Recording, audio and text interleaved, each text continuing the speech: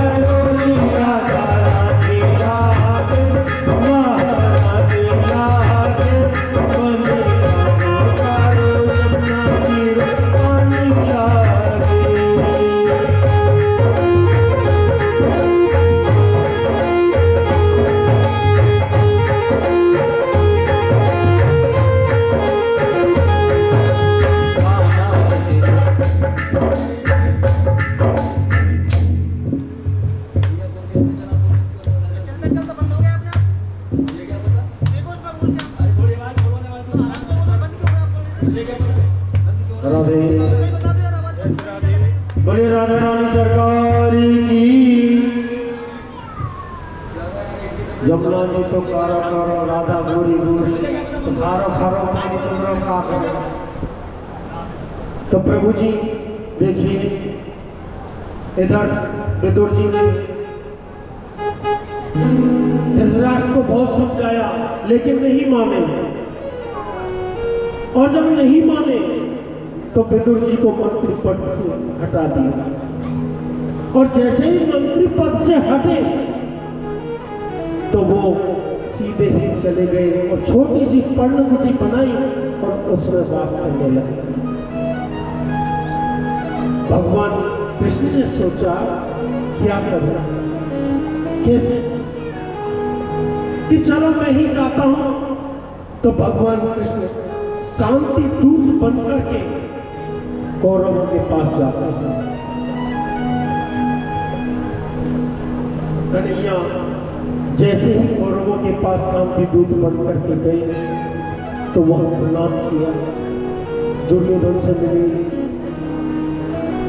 मिलकर के कहे कि दुर्योधन तुम सुयोधन थे, शुभ निश्चितः अति धनम, तुम सुयोधन हो, लेकिन तुम्हारे दुराचार के कारण दुह इति अविघ्नम धनम, इसलिए तुम्हारा नाम दुर्योधन पड़ा, जो धन का दुरुपयोग करे। तो मैं एक पत्र लेकर के आया, तो बोलो कि देखिए पांडवों को कुछ नहीं चाहिए, उनको राज्य नहीं चाहिए, उनको गांव नहीं चाहिए, उनके लिए तो छोटी सी जगह दे दो जो पांचों भाई और उनकी माता के लिए एक महल बन जाए और वो आसान से जीवन व्यतीत कर सकता। इतनी बात तो कन्हैया ने कही थी कि दुर्योधन को गुस्सा आ गया, और जैसे ही गुस्सा आया तो धृतराष्ट्र जी ने उनका हाथ पकड़ लिया दुर्योधन और दबाया। दुर्योधन समझ गया। धृतराष्ट्र बोले कन्हैया इसका तो कड़क स्वभाव है, इसकी बातों पर मत जाओ, चलो ठीक है इस विषय में अपन बात करेंगे, बैठ के बात करेंगे, तुम थके हुए आए हो, पहले भोजन पानी करो। कि मैं तो भोजन पानी नहीं करूंगा, मेरा तो निमंत्रण लग चुका। अब भरी सभा में विदुर जी भी एक कोने में खड़े थे। जैसे ही कन्हैया ने कहा कि मेरा निमंत्रण तो विदुर जी के घर से आ गया, तो विदुर जी की आंखें नम हो गई कि ये क्या कह रहे कन्हैया, मेरे घर में बैठने को जगह नहीं,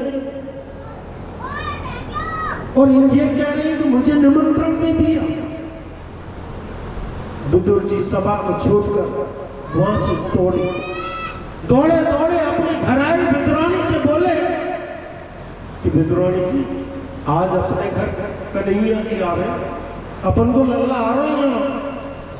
ये बात सुनकर विदुरानी हर्ष के साथ समाई। इधर दुर्योधन कह रहा है अरे जिसके पास खुद के खाने के ठिकाने नहीं, कन्हैया वो तुम्हें क्या खिलाएगा, तुम ये 56 को खाओगे, तुम्हारी माता है गांधारी, वो आपको अच्छे अच्छे व्यंजन बनाएगी, सुंदर सोने के थाल में आपको खाना खिलाएगी, और तुम उनके घर पे जाके खाना खाओगे। कन्हैया बोले मैं तो जिसका निमंत्रण ले लेता हूं ना, उसके यहाँ प्रथम बार भोजन करता हूं। विदुराणी समादीप्यम हर्ष पे फोल्यमोद्यते प्रभुनाम शांति यशस्विना दब्दिगुवाद प्रमुच्यते। विदुर जी दीवार जैसे ही जाकर के वहां कहा तो देखिए प्रभु जी विदुरानी विदुर के मन मयूर नाचने लगी, मन में मोर नाचने लगे, आंखों से आनंद के आंसू टपकने लगे, आनंद रूपी हिलोरें उठने लगी, और बोले आज तो कन्हैया हमारे घर आएंगे। अरे ऐसा करो तुम जल्दी से चौका लगाओ, गोबर ले आओ, थोड़ा सा लिखो, सुंदर जगह बनाओ, कदली के खंभे सजाओ, बढ़िया जगह पे चटाई बिछाओ, और मैं बाजार में जाता हूँ और माखन लड्डू कन्हैया के लिए लेकर के आता हूँ। पांडवों के भाग्य का फैसला क्या होता है फिर देख लेंगे। भगवान ने वहां लेकर मन ही मन में सारी दृष्टांत बातें होती रही और दुर्योधन भी यह सोचने लगा कि मैं भी देखता हूं कि विदुर जी तुम्हें क्या खिलाता है, कैसा तुम्हारा स्वागत करता है विदुर।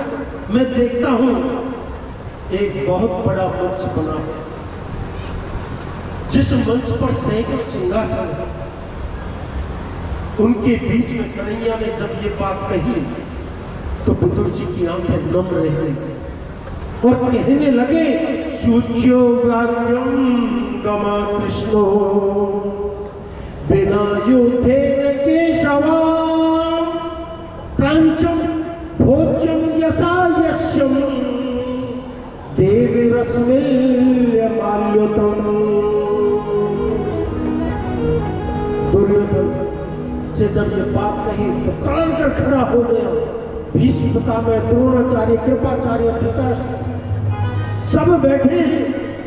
तब दुर्योधन को क्रोध आ गया, देखता हूं क्या खिलाता है।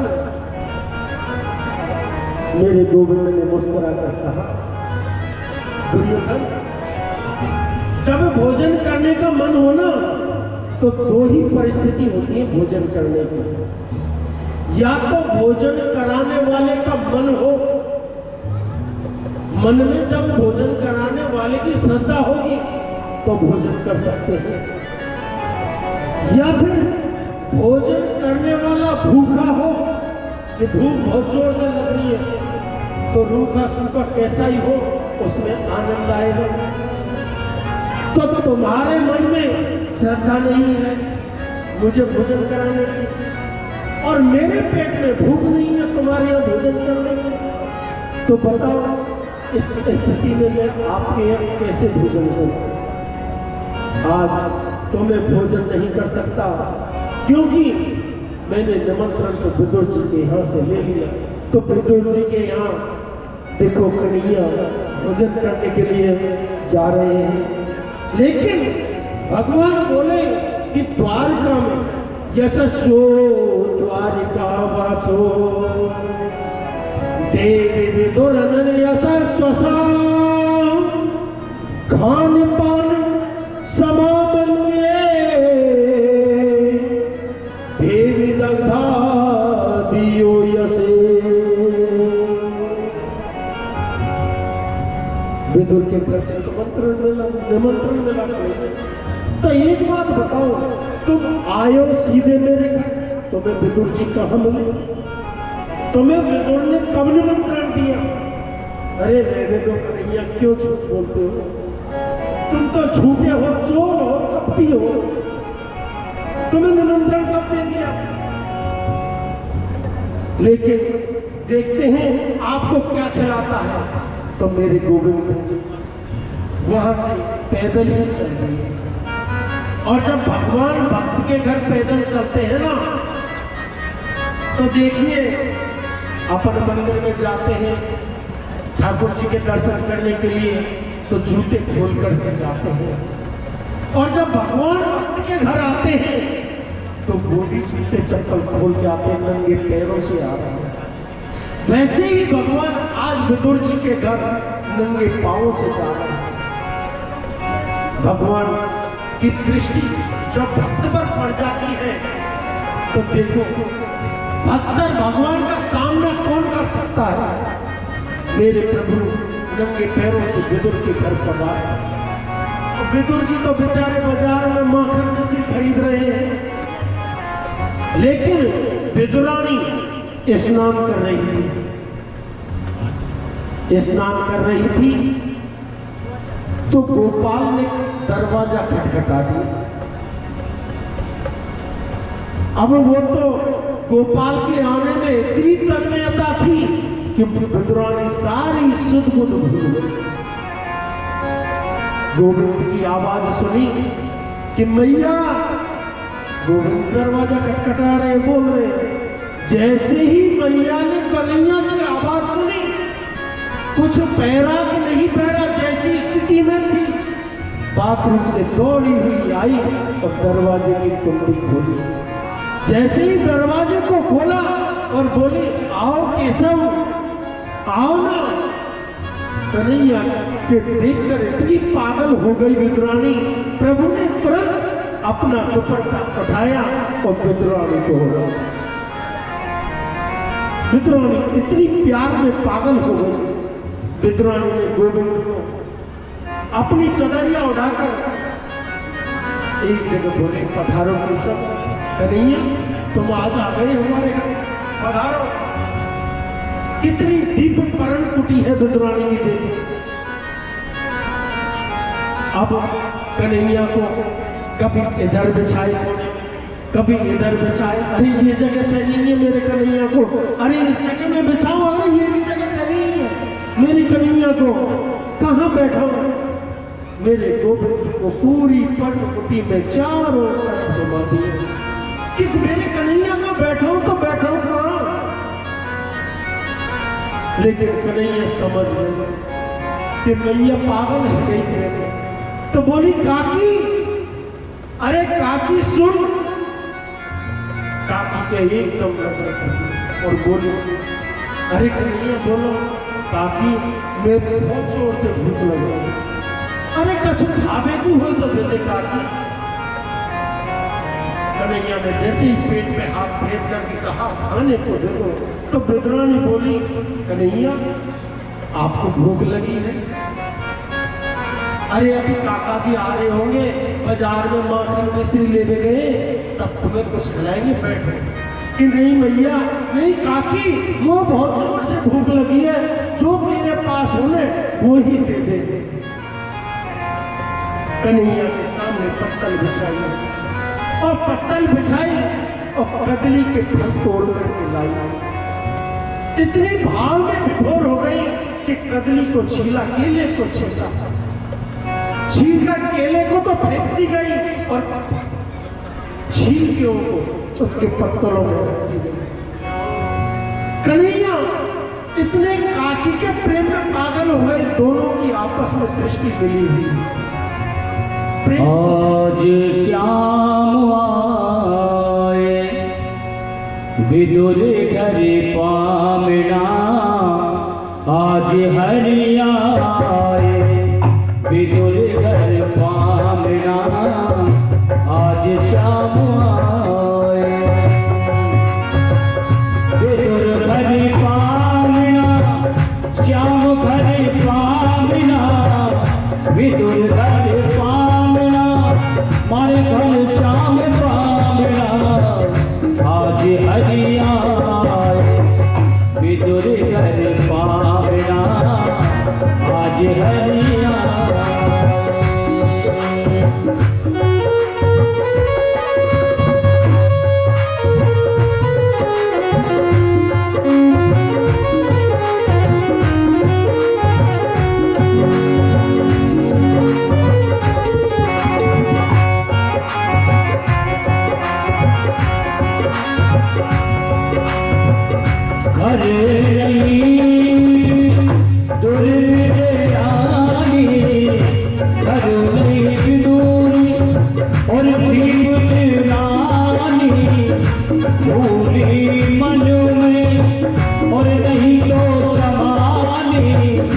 और चिंता बन में भोजन क्या जिमावना, आज श्याम आए हरि घर पावना, आज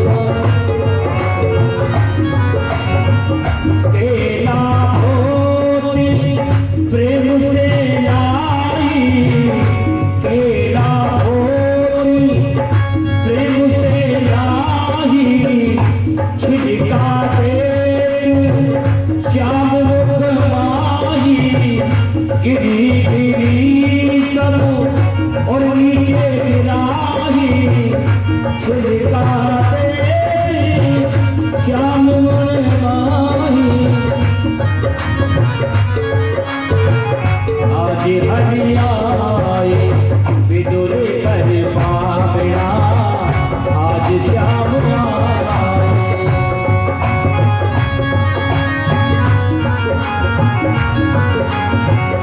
वो सबसे ऊंची प्रेम सगाई, सबसे ऊंची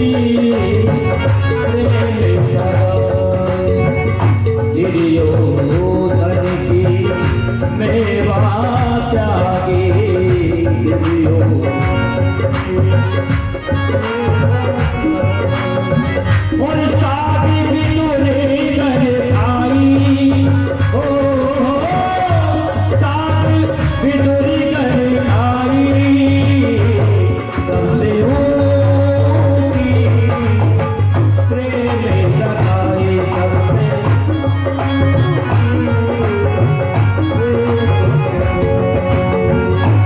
प्रेम के बसे अर्जुन रहा क्यों प्रेम दिवस अर्जुन रहा भूल गए ठकुराई ओ भूल गए ठकुराई सबसे ऊंची प्रेम सगाई सबसे ऊंची प्रेम सगाई। बोलिए वृंदावन में हरिलाल की जय। तो देखिए कितने आनंद से मित्राणी मेरे गोपाल जी को छिलके खिला रही है, कितने आनंद से कि काकी ये तो बहुत मीठा, एक और दो ना। अरे काकी ये तो उससे भी ज्यादा मीठा, एक और दो ना। करेंगे प्यार में पागल हो गए। भाव का भूखा उनमें भाव ही एक सार है, भाव से भजता है मुझे उसका बेड़ा पार है।